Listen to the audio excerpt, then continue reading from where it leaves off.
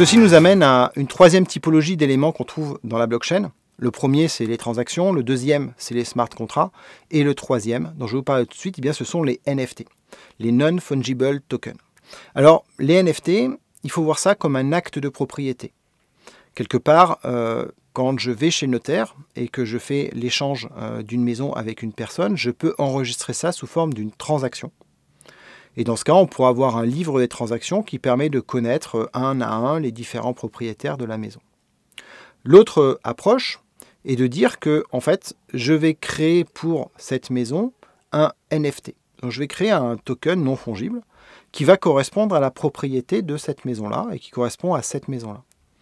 C'est-à-dire, en quelque sorte, c'est l'acte de propriété. Et cet acte de propriété, je vais pouvoir le céder à une autre personne, donc le transférer. Comme on faisait des transactions, quand on faisait des transactions, c'est comme une transaction bancaire, vous avez des euros, vous les avez sur votre compte et vous les transférez sur un autre compte, ces euros appartiennent à une autre personne. Eh bien finalement, faire une transaction sur un NFT, c'est un peu la même chose, sauf que lors des euros, on a par exemple l'acte de propriété d'une maison, et cet acte de propriété d'une maison, je le transfère à une autre personne qui en devient propriétaire. La maison, elle, n'a pas bougé, on est bien d'accord, et donc on est bien sur une notion d'acte de propriété. C'est un petit peu différent, la notion d'NFT, de la notion de transférer de l'argent, d'une certaine façon, parce que quand je transfère de l'argent, d'une certaine façon, je déplace l'argent d'un compte bancaire à un autre compte bancaire. On pourrait s'imaginer que cet argent est quelque chose de physique, et que par conséquent, on a fait un déplacement de quelque chose de physique d'une personne à une autre personne, mais en réalité tout ça est complètement virtuel et on a juste déplacé la propriété d'un argent qui elle-même est globalement assez virtuel d'une personne à une autre personne. Sur un NFT c'est pareil, globalement on n'a pas déplacé la maison d'une personne à une autre personne, on a juste déplacé un acte de propriété qui appartenait à une personne en disant que maintenant il appartient à une autre personne. Bon, c'est vraiment ça la notion de NFT, le fait d'avoir un acte de propriété qu'on puisse transférer. Là où le NFT est intéressant, c'est que potentiellement une maison, au lieu que ce soit un élément à part entière, ça peut être décomposé en un ensemble de NFT. Et dans ce cas-là, on peut imaginer que la propriété puisse être partagée. Je peux dire que ma maison, en fait, est composée de 100 NFT, qui sont 1/100 de ma maison. Je dois donc, pour habiter ma maison, posséder les 100 NFT correspondants, sinon ça peut être un petit peu embêtant.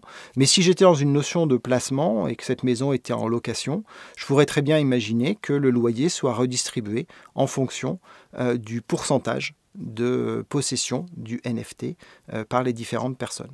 Donc si j'ai 100 NFT et qu'il y a quelqu'un à 50 NFT, la moitié du loyer irait vers celui qui possède ces 50 NFT. Donc vous voyez qu'on a un acte de propriété qui est divisible et qui peut avoir certains avantages. Alors ça s'applique dans pas mal de domaines. Il y a une boîte en France par exemple qui propose de cette façon-là de partager des droits de musique appartenant à des chanteurs, à des groupes. L'objectif pour le groupe ou pour le chanteur, c'est lui de pouvoir vendre, céder une partie des droits et ces droits-là vont amener des revenus dans le temps. Et donc, en fait, la partie des droits cédés et les revenus qui correspondent à ces droits-là seront affectés aux propriétaires des NFT. Du coup, ces NFT sont des choses qui peuvent être vendues donc sur une place de marché, et donc ça devient une propriété qui est facilement cessible.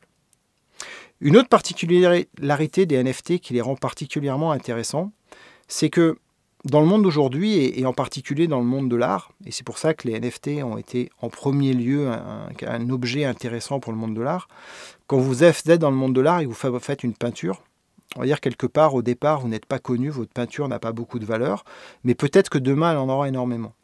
Et donc vous allez au départ céder votre peinture à une valeur qui est relativement faible, et puis 10 ans plus tard, vous verrez cette même peinture s'échanger peut-être pour 2 millions d'euros, alors que vous en aurez tiré que quelques milliers d'euros. Et je dirais quelque part, c'est très bien pour vous, pour votre reconnaissance et pour une nouvelle peinture que vous réalisez, mais dans le fond, vous perdez énormément de la valeur réelle de ce que vous avez créé il y a plusieurs années. L'idée des NFT est de reconnaître ça et de dire, dans le NFT, on va pouvoir ajouter des règles au transfert de ce NFT, qui disent que par exemple, celui qui a émis le NFT au départ, à chaque fois qu'il y a une transaction qui va être réalisée, eh bien, il va pouvoir percevoir, par exemple, une part de la valeur ajoutée, du gain réalisé, de la plus-value réalisée par le vendeur.